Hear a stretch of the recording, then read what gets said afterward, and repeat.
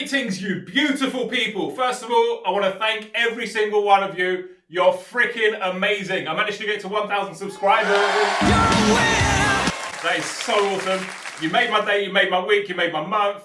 This basically just started off as a hobby. I was cooking because I had a lot of spare time on my hands since I've been working from home with the COVID thing. And I just started making recipes and I was like, hey, let's have fun with this.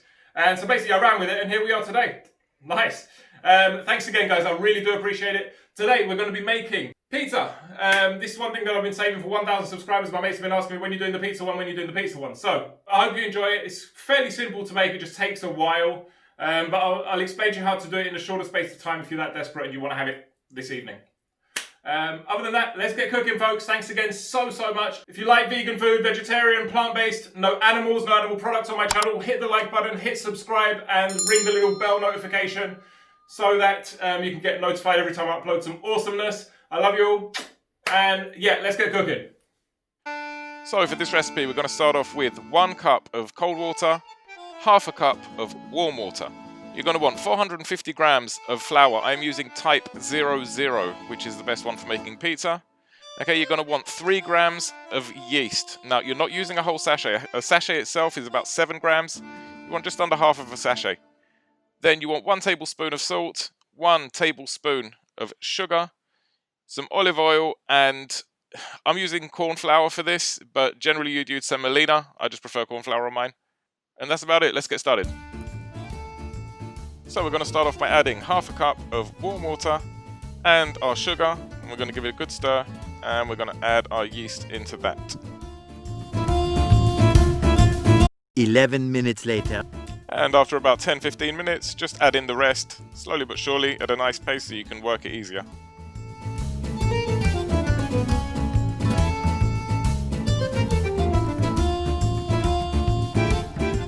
And then we're going to knead it for about 10 minutes, and once you've finished kneading it, roll them into a nice little ball, and just cover them with a bit of olive oil, including the bowl that you're going to place them in. Okay, just make sure it's moist enough because you don't want this to dry out. And once that's done, looking nice and shiny, we're going to cover it up. I'm using a shower cap. I don't really like using single-use plastic. Hashtag woke. And we're going to refrigerate it for between 8 to about 15 hours. The longer the better. Approximately 10 hours later. Now, usually what you'd want to do is end up with these being on a tray, but most households wouldn't have industrial-sized refrigerators. So we're just going to do it as a normal human would. So you're going to want to get your 2 bowls, which the balls will eventually be transferred to, and you want to grease them up with a bit of olive oil. Then we're going to dust our surface with a bit of flour, and we're going to start kneading again for about 5 minutes, and we're going to cut the ball in half and just refrigerate them again for another 24 hours. The very next evening. So 24 hours have passed, the balls are nicely refrigerated. What we want to do now is bring them down to room temperature before putting them in the oven. So I'm just going to take them out of the bowl, I'm going to flatten them out roughly into the shape that I want, then I'm going to push them to the side and let them naturally warm up.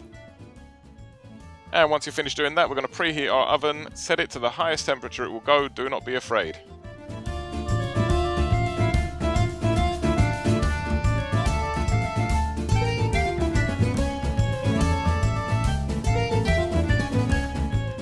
I know, I could have popped that in such a beautiful way. What an anticlimax.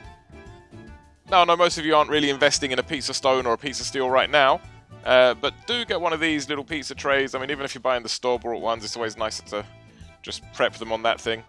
I bought mine on Amazon, I'll put a link in the description. It's not expensive. In the meantime, the oven's now on full whack, and it's been on literally the maximum temperature that it can be for the last hour or so.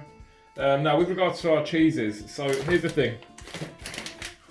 I've tried this, it sucks. This is really not good. Despite the photo, don't use this for pizza, okay? Now, that doesn't mean I'm against Violife. I do actually love them. For example, this is a hit. Yes, if you want cream cheese, go for a Violife. But with this, unfortunately, just because it's white and it melts doesn't make it mozzarella or similar. So, I've decided to try and give them a second chance with this thing right here, the block, and it says for pizza. So, hey, oopsie daisy, this is your final chance for my life for my pizza. Alternatively, I've been told good things about the Tesco one. Apparently this is really good for pizza. Let's have a look. So we're just going to throw on our cornmeal or semolina, and we're just going to finalize our shape. Now what you need to do, because we're using a home oven and we don't have an industrialized fire oven for a pizza, what we want to do is just pre-cook it with the sauce. Okay, so you're just going to layer the sauce on, stick it in the oven for a minute or two, just to let it develop an initial crunch. Then we're going to add the cheese on top and throw it back in and let it finish. Don't forget, maximum temperature. This has to be as hot as the oven can go, and you want it on the top shelf. And don't forget, keep an eye on it. This is only going to take a few minutes. And don't forget the beautiful glug of olive oil. And while you're at it, you want to prepare a wire rack from the oven. The reason we do this is because once the pizza is cooked, you're going to place it on top, just so that no moisture builds up from underneath. You want to leave that as dry as possible. And we're just going to add our chopped basil on top for sprinkles. A few moments later. Okay, so here we have our first one, which is the Fire Life block. Ow. Okay, I mean, let's take a look at this.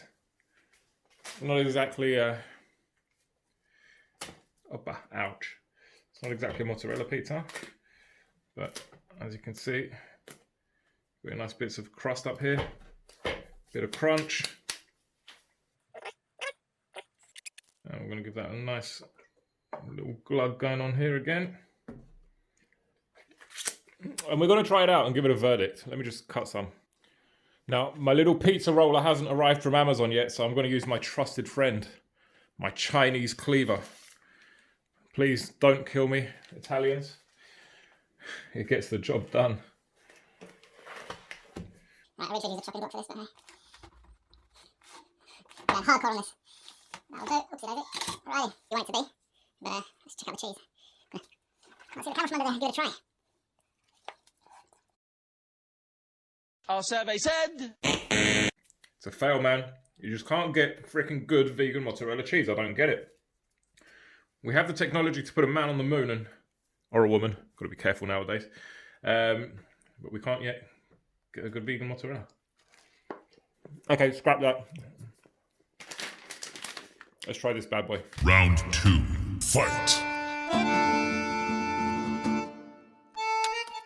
Okay, this cheese is way lighter and it's oily. I'm not going to pre-cook it. A few moments later. Okay, here we have it. Right, this looks more like it. Ooh la la, ooh la la. This is how it's done, man. Right, check. Nice. Ow.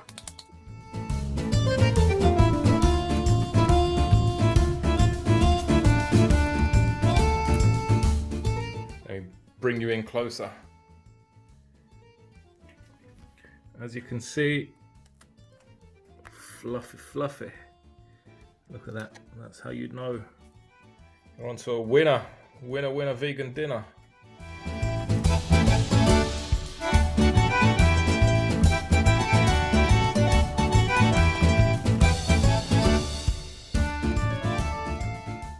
I just figured I'd show you the crust. As you can see, the dough itself is incredible. It's just that the where am I looking? Where's the camera? There you are. It's just that the vegan cheese it's just horrible. I mean, this is the Tesco one, and even that one, which was highly recommended. I don't know, man. I just don't get this stuff. Like, I'd eat a lot more of it if it was anything like mozzarella cheese, but it's not. So why do I keep looking that way? Anyhow, folks, yeah, I tried. I mean, the pizza base, the dough is freaking insane. Guess that's what counts, really. Just add whatever you want. Don't add the cheese. Add whatever you want to do. Anyhow, guys, I hope all is well. Have an amazing day. Thanks again, as always. Hit the like button, hit subscribe. Oh, yeah, check out my new gadgets. That's how I'm getting some light up in this biatch. Anyhow, folks, again, like I said, if you enjoyed this recipe, please hit the like button, hit subscribe. It would mean the world to me. Have an amazing day. Love you all. Bye-bye.